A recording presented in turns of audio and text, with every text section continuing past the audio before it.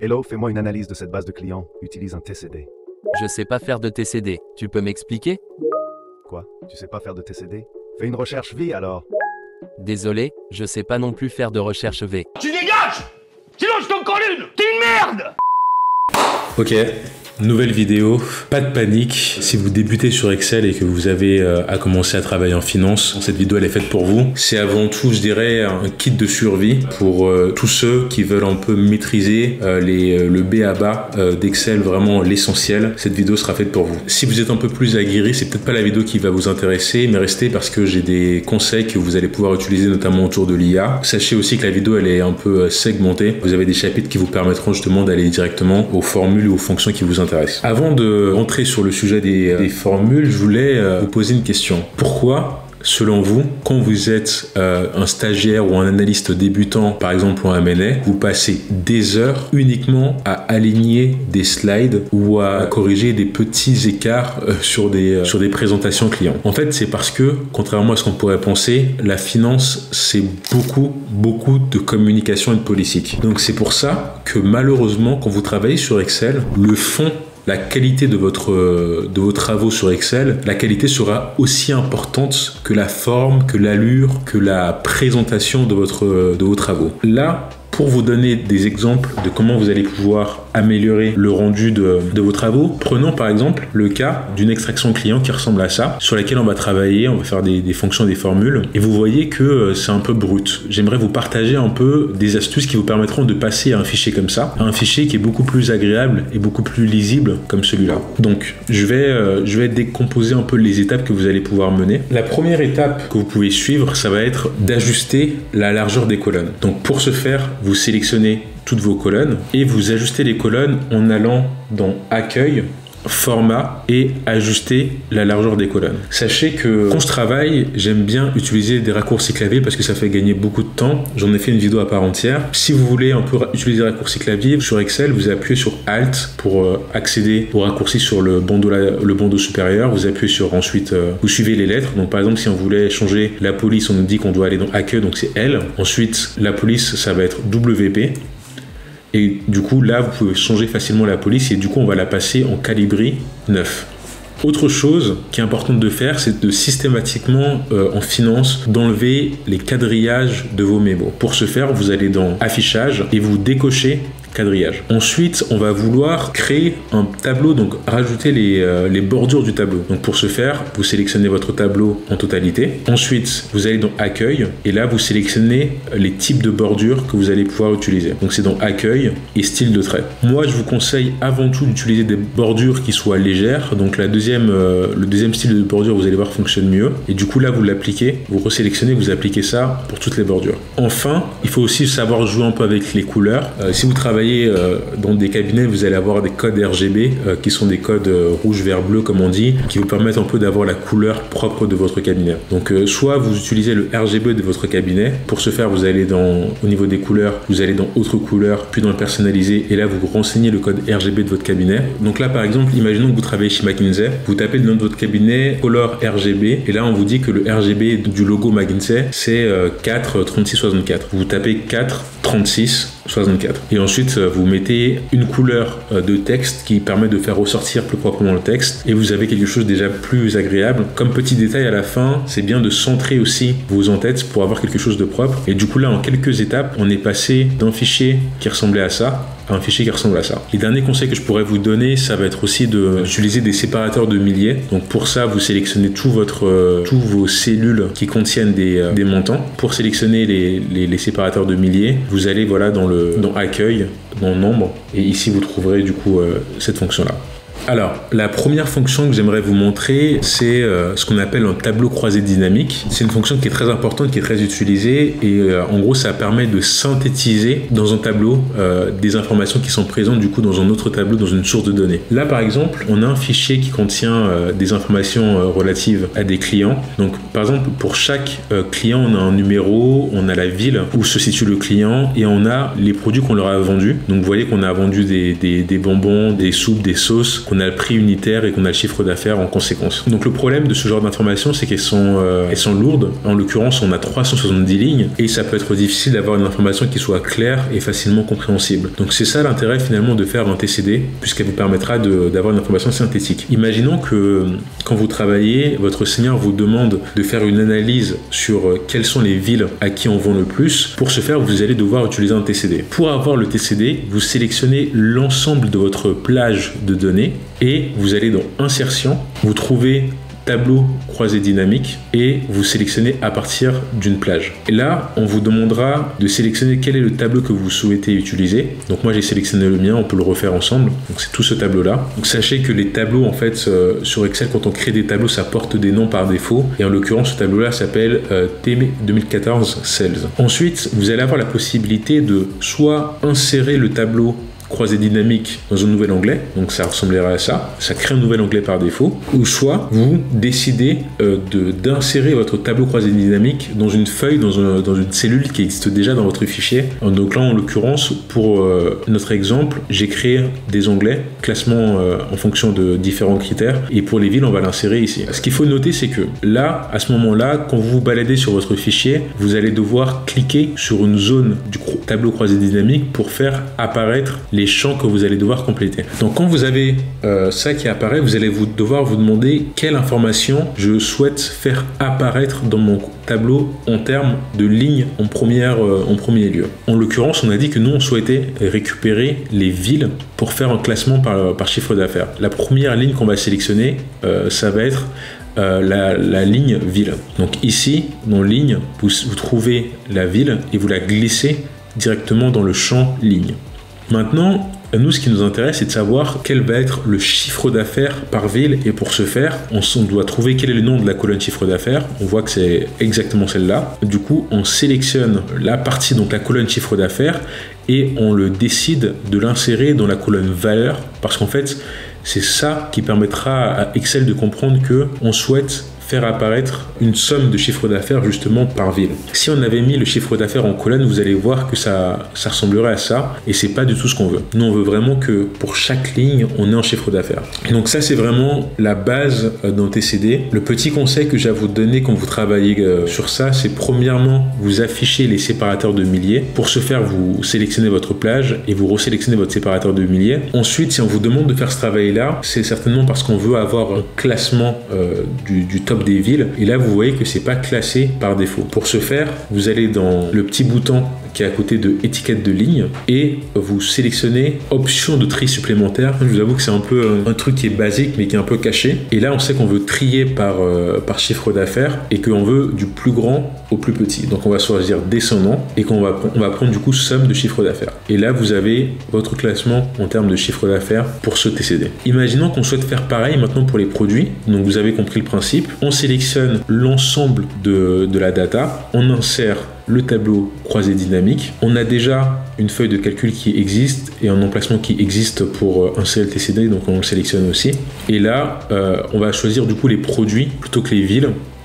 Et on va prendre pareil comme exemple, on va prendre le chiffre d'affaires. Donc vous avez compris le principe. Ici, ce que je voulais vous montrer qui est possible de faire, c'est par exemple, si vous voulez avoir le détail pour un produit quelconque, par exemple le café, de toutes les lignes qui composent le total, par exemple qu'on a ici de 75 000 €, vous pouvez double-cliquer sur le montant pour avoir le détail des lignes qui composent la rubrique en fait du TCD. Donc ça vous l'insère dans une nouvelle feuille et ça vous permet un peu de savoir un peu ce qui se passe dans les rouages, et c'est très pratique en finance. Dernière chose que j'aimerais vous montrer, c'est que vous pouvez aussi jouer un peu avec les dates. Et donc imaginons qu'on souhaite avoir une analyse par date où on a vendu du coup nos produits, on resélectionne le TCD, on en recrée un nouveau.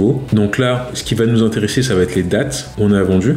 Donc je vais le mettre dans ligne et ensuite on va prendre le chiffre d'affaires toujours. Donc vous voyez que là vous avez une analyse mensuelle de votre total de chiffre d'affaires et vous pouvez double-cliquer dessus pour avoir un peu le chiffre d'affaires par jour aussi. Petit message pour vous dire que si vous souhaitez recevoir ces fichiers et vous entraîner à faire ces travaux-là, je vous ai mis en description un lien qui vous permettra de les télécharger sous format Excel et de vous amuser un peu avec les différentes formules qu'on va aborder aujourd'hui. Autre fonction qui vous permet de rechercher des valeurs qui sont présentes dans un tableau, c'est les fameuses fonctions recherche V, et vous allez voir aussi une amélioration opération qui est de plus en plus utilisée qui s'appelle recherche X. Donc comment ça fonctionne? On a un tableau et donc avec un certain nombre de clients et on veut retrouver le coût annuel pour le client 19 et on veut que ce soit dans une cellule spécifique. Donc pour ce faire, on insère une fonction en appuyant sur égal. À partir du moment où vous appuyez sur égal, ça vous donne l'autorisation d'insérer différents types de fonctions. Donc c'est là que vous faites les sommes, etc. Et nous, ce qui va nous intéresser, ça va être la fonction recherche V. L'une des astuces que je vous conseille d'utiliser quand vous débutez sur Excel, c'est si vous voulez d'avoir accès aux différents arguments de la fonction expliqués pour que vous sachiez exactement quoi mettre dans la fonction. Pour faire ça, vous devez appuyer sur majuscule plus F3. Donc quand on fait maj F3, on a un peu le masque des arguments de la fonction qui apparaît et qui vous dit exactement comment vous devez utiliser cette fonction-là. Donc en l'occurrence, pour la recherche V, on nous dit que le premier argument, ça va être quelle valeur en fait on va rechercher dans notre tableau. Donc là, on sait déjà que c'est le client 19. Donc on va devoir sélectionner la cellule qui contient la valeur. On aurait pu aussi mettre 19 directement, mais c'est plus propre de laisser un peu la trace de votre fonction. On vous demande aussi quelle est la table matrice. Et d'ailleurs, vous voyez que dans le masque, on vous précise que la table matrice, c'est un tableau à partir duquel les données sont récupérées. Donc là, vous sélectionnez votre tableau des clients. Ensuite, on vous demande le numéro d'index colonne. Vous voyez qu'on vous explique que c'est le numéro de la colonne de l'argument table dont la valeur correspondante doit être renvoyée. C'est un peu expliqué de manière floue, mais concrètement, si vous voulez, quand vous faites une recherche V, vous devez indiquer forcément à Excel quelle colonne il faut récupérer. Parce que, est-ce que vous voulez pour le client numéro 19 son prénom, son nom, son adresse, sa ville, son code postal? Non, vous voulez le coût annuel. Donc vous devez dire à Excel quel est le numéro de la colonne des coûts annuels. Et pour ça, vous comptez. La première colonne, c'est le numéro du client. Deuxième colonne, le prénom. Troisième colonne, quatrième colonne, cinquième, neuvième colonne dans notre tableau, le coût annuel. Donc vous indiquez que c'est la neuvième colonne. Dernier argument, là, dans le masque en gras, ce sont les arguments qui sont obligatoires pour faire fonctionner votre formule. Et ce qui n'est pas en gras, ce sont des arguments qui sont facultatifs, mais en vrai, c'est facultatif, mais parfois important. Là, ça va être important que vous sélectionnez dans votre valeur proche l'argument qu'on appelle faux. Si on ne sélectionne pas faux, Excel, c'est vraiment un peu une boîte noire à ce niveau-là. Si on ne sélectionne pas faux, en fait, c'est ce qu'on appelle accepter la casse. Donc, en fait, Excel va pouvoir renvoyer un coût annuel pour une valeur qui ressemble un peu à 19. Donc par exemple, si c'est 1, vu que 1 ça fait partie de 19, il va pouvoir vous renvoyer le coût annuel pour 1, pour le client numéro 1. Il va pouvoir aussi le renvoyer pour le client numéro 9. Donc c'est pour ça que c'est important, si vous voulez, de sélectionner false pour qu'il renvoie uniquement le client 19 et pas autre chose. D'ailleurs, vous voyez que là, il m'a trouvé, quand je sélectionne rien, il me trouve une valeur 1538. Et 1538, si on regarde le client 19, donc le client 19, il est là. On sait que son coût annuel, en fait, le vrai coût, il est de 3000. Je vais le mettre comme ça, en évidence. Il est à 3372 €. Et lui, il me trouve 1538, ce qui correspond finalement au client 11, parce qu'il y avait du coup le chiffre 1, juste parce qu'il y avait le chiffre 1 dans le numéro 11, il a fait le rapprochement et il s'est dit, bah tiens, je vais lui balancer ça. Donc c'est pour ça qu'en termes d'arguments, donc là je le refais, vous faites maj F3, sélectionnez toujours systématiquement en finance l'argument faux. La recherche V, c'est une fonction qui est utilisée depuis la nuit des temps en finance. Franchement, ça doit faire plus de 20 ans que c'est utilisé depuis la création d'Excel. On s'en rend pas forcément compte, mais c'est pas pratique parce qu'il y a des restrictions qui sont un peu bêtes, c'est un peu bancal parfois. Très simplement, l'une des restrictions la plus importante qu'on a dans la recherche V, c'est que la valeur recherché doit se trouver dans la première colonne de votre plage de données, donc de votre tableau. Ça veut dire que si le numéro du client se trouvait ici en deuxième colonne et que je réessayais de faire ma recherche V, cette fois-ci sur le tableau en entier aussi, donc je reprends les arguments, donc je reprends la valeur recherchée, ça va être 19. La table, je reprends aussi l'ensemble du tableau. Et le numéro, donc ça on avait dit que c'était 9, et on prend faux. En fait, il ne va pas me ressortir de valeur. Tout simplement parce que le numéro du client n'est pas en première colonne, il est bête et méchant, et du coup il s'arrête là. Donc c'est pour ça qu'il y a d'autres fonctions qui sont de plus en plus utilisées, qui ont été développées par Excel. Il y a la fonction index par exemple, et celle que je voulais vous montrer, c'est la fonction recherche X, qui peut vous faciliter un peu la vie. Si je vous présente recherche V, c'est parce que quand vous travaillez en finance, parfois vous allez devoir devoir travailler sur des modèles qui existaient déjà avant votre arrivée et que du coup c'est franchement plus important, enfin c'est plus fréquent de retrouver la fonction recherche V toujours aujourd'hui, même s'il y a mieux. Si jamais vous voulez utiliser notre fonction, pour la recherche X ça fonctionne encore plus simplement. Vous tapez recherche X, maj F3 pour retrouver les arguments. Donc là on vous demande encore la valeur recherchée, donc là vous sélectionnez 19. Ici c'est différent, à partir de là c'est un peu différent. En fait là dans cet argument on vous demande le tableau recherche, donc en gros on vous demande la colonne qui contient votre donnée. Donc là on va sélectionner la colonne du numéro du client, parce que le numéro 19 il est dedans. Ensuite on vous demande la colonne que vous souhaitez renvoyer, donc nous ça va être la colonne du coût annuel. Et c'est tout. Les arguments facultatifs ne sont pas importants pour cette recherche. Et là, vous voyez que ça nous trouve aussi 3372. Donc, vous avez deux fonctions. La fonction recherche X qui est plus facile et qui est plus malléable. Et la fonction recherche V qui est plus historique, qui est plus utilisée dans les faits. Donc, maintenant, vous savez l'utiliser. Nouvelle situation. On a dans ce fichier un certain nombre de clients et on a leur localisation. On a une fonction sur Excel qui s'appelle gauche-droite qui vous permet de ressortir un certain nombre de caractères qui se trouvent dans une cellule. Donc, imaginons que là, on veut récupérer juste le code postal. Et en fait, on remarque que le code postal, c'est systématiquement les 4 premiers caractères de la cellule en partant de la gauche. Donc la fonction gauche, elle fonctionne comment? Donc vous faites égal gauche et vous faites maj F3 pour avoir les arguments. On vous demande où se situe votre texte que vous souhaitez ressortir. C'est ça, c'est la cellule. Et le nombre de caractères à partir de la gauche, donc on a dit 4. Donc ça fait 4.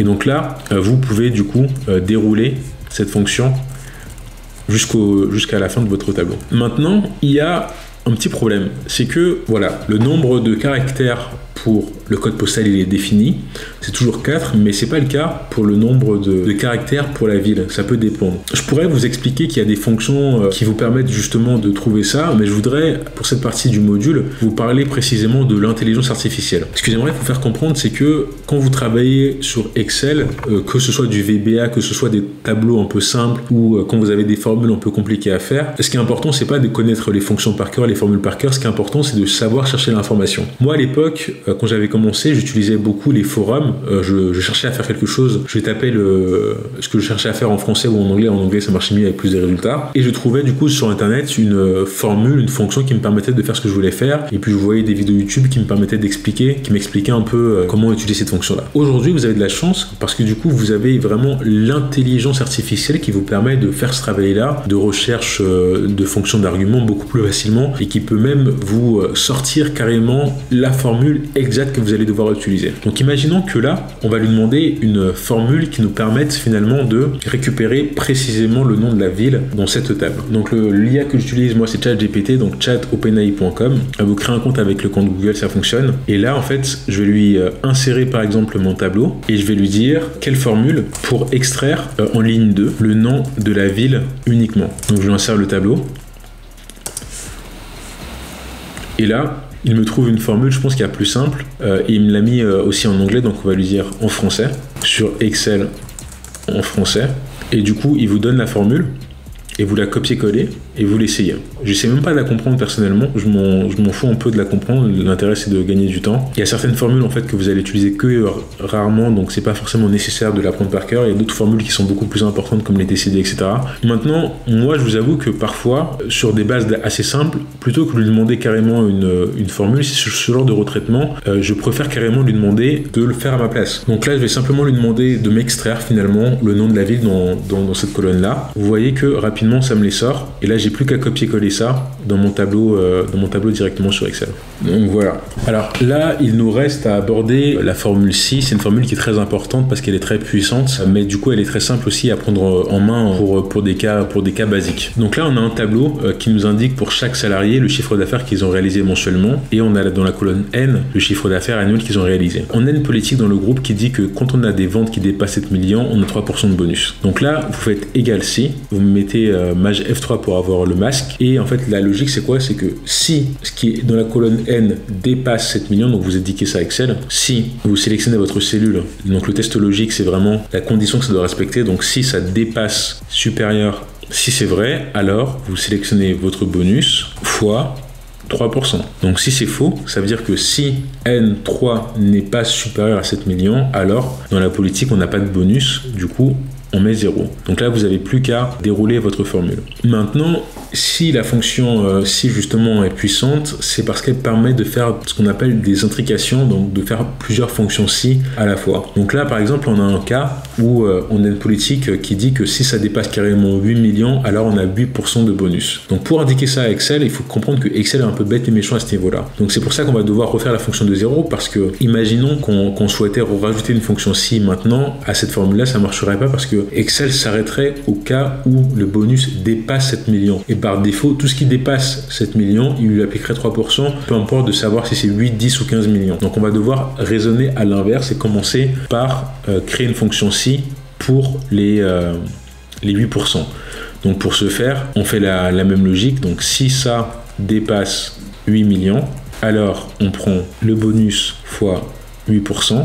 Et si c'est faux, c'est là que ça va devenir intéressant. Si c'est faux, on va devoir dire à Excel, on a une nouvelle condition de 7 millions à prendre en compte. Donc si c'est faux, on fait une nouvelle fonction si, on fait maj F3 aussi, et là on lui répète une nouvelle fonction si. Pareil, si ça dépasse, alors on prend ça fois 3%, et sinon, là par contre ça va le dernier argument. Donc là le sinon qui est en question, c'est si ça dépasse ni 7 millions ni 8 millions, alors on prend 0. Donc et on est bon. Et donc là, n'oubliez pas, vu que en fait, ce qui se passe avec Excel, c'est que quand vous déroulez une fonction dans le reste de votre tableau, donc vous pouvez copier-coller la fonction, en fait, il descend automatiquement tous les arguments de la fonction. Donc là, en fait, à juste titre, en fait, il descend bien le bonus qu'il faut prendre en compte, parce qu'il est différent pour chaque salarié. Mais par contre, il ne comprend pas que le pourcentage, il doit rester le même. Et donc pour indiquer à Excel de rester figé sur une référence dans une formule, vous devez sélectionner ces références. Donc là, c'est toutes les références qui sont dans la colonne R. Donc on va prendre R3 à figer. Pour figer, vous faites F4, vous appuyez sur F4.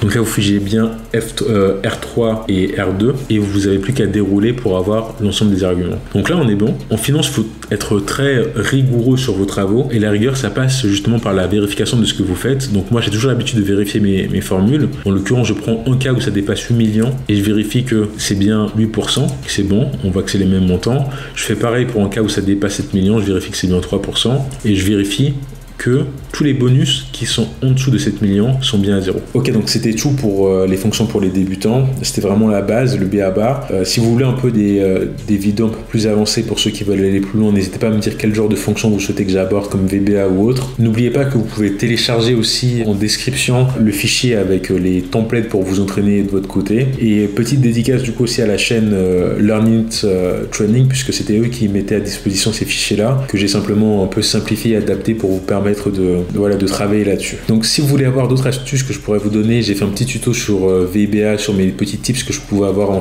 audit financier. N'hésitez pas à aller voir cette vidéo qui va apparaître. Et puis moi je vous dis à très vite. Salut!